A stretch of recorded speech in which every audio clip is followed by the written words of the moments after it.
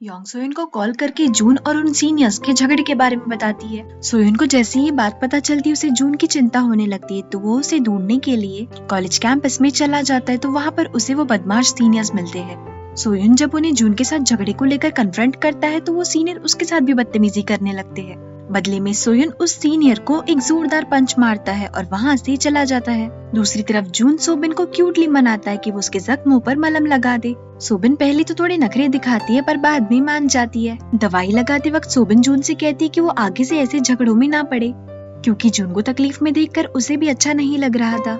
सोबिन जून से ये भी कहती है कि अगली बार से अगर उस सीनियर ने तुम्हें हाथ भी लगाया ना तो मैं उसके सारे बाल नोच लूंगी। जून इस बात से गुस्सा होकर सोबिन पर चिल्लाने लगता है कि तुम उसके बालों को क्यों हाथ लगाऊंगी, तुम सिर्फ मेरे बालों को हाथ लगा सकती हो। जून की ये बात सुनकर सोबिन उसके बाल प्यार से सहलाने लगती है और थोड़ी देर बाद जब जून सो जाता है तो सोबिन जून के घर से चली जाती है। जून सोबिन की जाने की आहट से जाग जाता है और अपना फोन चेक करता है तो उसे अपने फोन में सोयुन के 3 मिस कॉल दिखते हैं। जून सोयुन को कॉल करता है और सोयुन घबराहट में जून से पूछता है कि क्या तुम ठीक हो। जून इस बात पर स्माइल करता है और सोयुन से पूछता है क्या तुमने मेरा हालचाल जानने के लिए 3 बार कॉल किया। इस बात पर सोयुन जून से कहता है कि मुझे खुशी हुई ये जानकर कि तुम ठीक हो। इतना कहकर सोयुन फोन काट देता है।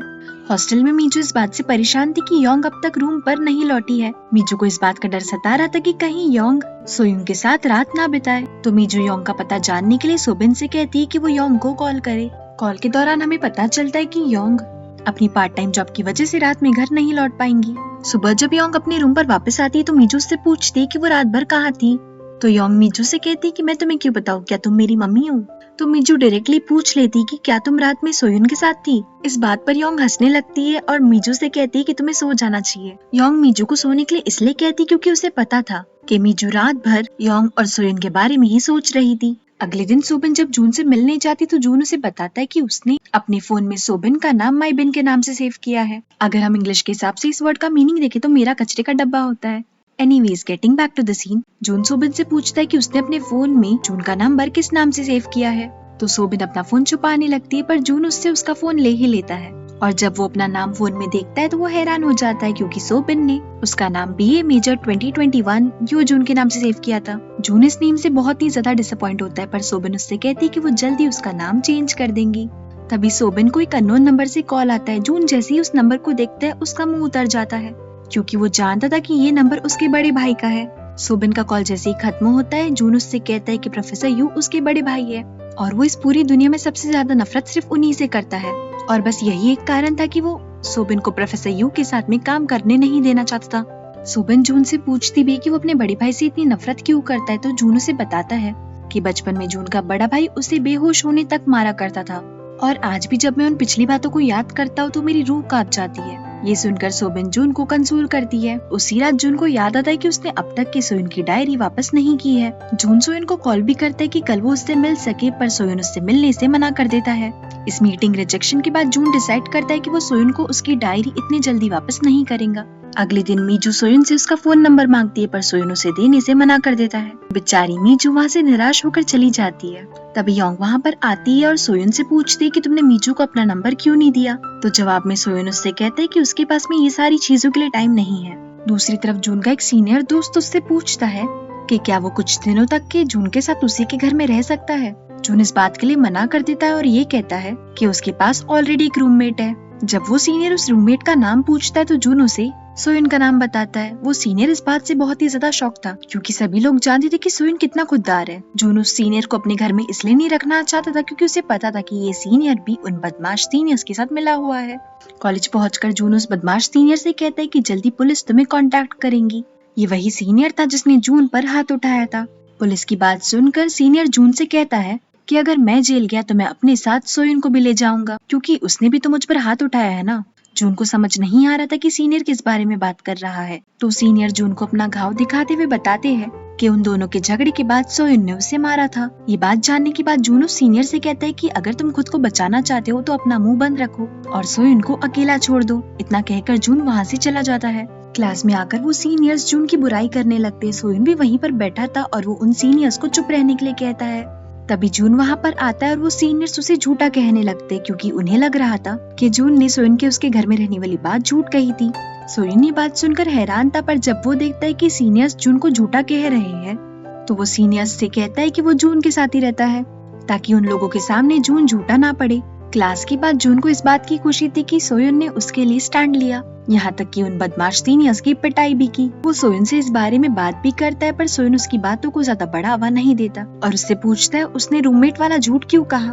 तो जून सोयन को बताता है कि अगर वो सब लोगों को बताएगा कि सोयन उसका रूममेट है तो कोई भी उसके घर में रहने की हिम्मत नहीं करेगा, क्योंकि सब लोग सोयन से डरते हैं। वो दोनों बात कर ही रहे थे कि सोयन को अपने छोटे भाई कोयुन का कॉल आता है। कॉल के दौरान कोयुन बताता है कि उनकी मॉम को पीठ के दर्द की वजह से सर्जरी की सख्त जरूरत है। कोयुन ये भी बताता है कि सर्जरी के बगैर उनकी मॉम ढंग से खड़ी भी नहीं हो पाएंगी। सोयन इस बात से बहुत परेशान होता है, पर वो अपनी परेशानी कोयुन के सामने नहीं जताता है और उससे कहता है कि वो बस अपनी पढ़ाई पर ध्यान दे, बाकी चीजों का ध्यान वो खुद रख लेगा। उसी रात चानकी सोबिन से अपनी फीलिंग्स कन्फेस करता है और उससे कहता है कि वो उसे पसंद करता है। सोबिन इस बात पर बहुत इमोशनल हो जाती है और चानकी से कहती है कि अब बहुत देर हो चुकी है, क्योंकि वो किसी और को पसंद करती है। सोबिन की ये बात सुनकर चानकी उससे मुस्कुराते हुए माफी मांगता है। अगले दिन सोयन कॉलेज से ड्रॉप आउट फॉर्म लेता है। सोयन अपनी पढ़ाई बीच में ही छोड़ना चाहता था, क्योंकि उसे अपनी मॉम के ऑपरेशन का खर्च उठाना था और पढ़ाई के चलते वो अपने काम को ज्यादा टाइम नहीं दे पा रहा था, जिसके चलते उसे पैसे भी कम मिल रहे थे। कॉलेज में कोयुन सोयन से मिलने आता है, पर वो उसे मिल ही नहीं रहा था, तो वो जून की मदद लेता है ताकि वो सोयन को ढूंढ सके। जून कोयुन को कैफेटेरिया में ले जाता है जहाँ पर सोयन काम किया करता था। कैफेटेरिया में पहुंचकर कोयुन को पता चलता है कि सोयन अपना रेंट बचाने के लिए कैफेटेरिया के ही स्टाफ रूम में रह रहा था। कोयुन को अपनी भाई की ये हालत देखकर बहुत बुरा लगता है और वो सोयन से कहता है कि वो अपनी पढ़ाई बीच में ही छोड़ना चाहता है ताकि वो अपने बड़े भाई का घर खर्च में ही हाथ बटा सके। कोयुन की इस बात पर सोयन उस पर चिल्लाते हुए कहता है कि कोयुन को अपनी पढ़ाई बीच में नहीं छोड़नी चाहिए। सोयन उससे ये भी कहता है कि उसके लिए उसकी पढ़ाई से ज्यादा मॉम और कोयुन इम्पोर्टेंट है। ये सुनने के बाद कोयुन वहाँ से सोयन से बिना कुछ कहे ही चला जाता है और बाहर खड़े जून को अपनी सारी प्रॉब्लम्स बताता है। तो जून सोयन की मॉम के ऑपरेशन के लिए पैसे देता है। कोयुन जब ये बात सोयन को बताता है कि उसने मॉम के ऑपरेशन के लिए अपने फ्रेंड से उधार लिया है, तो जून समझ जाता है कि हो ना हो कोयुन ने जून से उधार लिया है। सोयन जून को कॉल करने का सोचता भी है, पर उसकी खुददारी बीच में आ जाती है और वो सोचने लगता है कि आखिर कब तक वो जून से ऐसे ही उधार लेता रहेगा। सोयन के प्रोफेसर उसकी कठिन परिस्थितियों के बारे में जानते थे, तो वो सोयन को समझाने के लिए उसे लंच पर ले जाते हैं और उसे समझाते हुए कहते हैं कि जरूरी नहीं है कि हम हर चीज का बोझ अपने ही कंधों पर उठाएं। अगर हमें कोई सहारा देना चाहता है या हमारी मदद करना चाहता है तो हमें उसके साथ अपना बोझ बांट लेना चाहिए। इससे हमारी परेशानी भी कम हो जाती है और हमें हिम्मत भी मिलती है अपने कंधों पर बढ़ते हुए जिम्मेदारी के बोझ को उठाने की। प्रोफेसर सोयन से ये भी कहते कि अगर उसे कभी भी फ्यूचर में उनकी मदद की जरूरत पड़े तो वो बस उन्हें एक कॉल कर दे। प्रोफेसर के समझाने पर सोयन जून को कॉल करता है और उसे मिलने के लिए बुलाता है। सोयन जून का शुक्रिया अदा करता है उसकी हेल्प करने के लिए, पर जून से ये भी कहता है कि अगली बार से उसे उसकी पैसों से मदद करने की जरूरत नहीं है। सोयन जून से ये भी कहता है कि तुम्हें पता है, गरीब होने का सबसे बड़ा नुकसान ये है कि तुम जैसे सबसे ज्यादा चाहते उसकी जरूरतें और ख्वाहिशें पूरी नहीं कर सकते। सोयन की इस बात को जून बीच में कट करते हुए बोलता है कि मेरे जैसे लोगों के पास में सब कुछ होते हुए भी कुछ नहीं होता है। इस बात पर वो दोनों ही थोड़ी इमोशनल हो जाते हैं और सोयन जून से कहते हैं कि पता नहीं मेरी परेशानियां कब खत्म होंगी। तो जून उसे दिलासा देते हुए कहते हैं कि कभी ना कभी तो उन्हें खत्म होना ही पड़ेगा ना। जून सोयन को ये बात भी बताता है कि उसकी मॉम उसे कितना भला बुरा कहती है, तो सोयन उसे समझाता है कि अगर कोई इंसान तुम्हें दर्द दे रहा हो, इसका मतलब वो इंसान खुद अंदर से टूटा हुआ है और ऐसे लोगों की बातें हमें दिल पर नहीं लगानी चाहिए, क्योंकि उन लोगों को ही पता नहीं होता है कि वो दूसरों को दर्द दे रहे हैं। घर जाने से पहले सोयन जून से एक आखिरी बात कहता है कि उसने जून से कभी भी नफरत नहीं की। अगले दिन मीजू सोयन से कह देती कि वो उसे बहुत पसंद करती है, पर सोयन उसका प्रपोजल ठुकरा देता है ये कहकर कि 죄송합니다। सोयन से रिजेक्ट होने के बाद मिंजू रोने लगती है। वहीं खड़ा सोयन सोच में पड़ जाता है कि उसे मीजू को जाकर चुप कराना चाहिए या फिर वहाँ से चले जाना चाहिए। दूर से योंग भी उन दोनों की ये सारी कन्वर्सेशन सुन लेती है। सोयन अपनी कैफेटेरिया वाली जॉब छोड़ देता है और वहाँ से स्टाफ रूम खाली करके कहीं चला जाता है। उसी शाम जून जब सोबिन से मिलने जाता है तो सोबिन जून की बैग में सोयन की डायरी देखती है। वो जून से डायरी के बारे में भी पूछती है तो जून उसे बताता है कि ये सोयन की डायरी है। सोयन का नाम सुनते से ही सोबिन उसकी डायरी खोलकर देखने लगती है। तभी जून और सोबिन नोटिस करते हैं कि 12 मई को, जो कि आज ही की डेट है, सोयन ने लिखा था कि अब सब खत्म हो चुका है। जून ये लाइन पढ़ते से ही पैनिक करने लगता है क्योंकि उसे लग रहा था कि सोयन अपनी जान लेने वाला है। तभी जून को अपने फोन पर मैसेज आता है कि सोयन ने उसे 1 मिलियन वॉन ट्रांसफर कर दिए हैं। मैसेज देखते ही जून हड़बड़ाहट में सोयन को कॉल करने लगता है, पर सोयन का फोन लग ही नहीं रहा था। दूसरी तरफ सोयन एक सुनसान जगह पर जाकर सो जाता है और अपने पापा का सपना देखता है। सपने में सोयन के पापा उसे कंसोल कर रहे थे और सोयन उनके गले लगकर फूट फूट कर रो रहा था।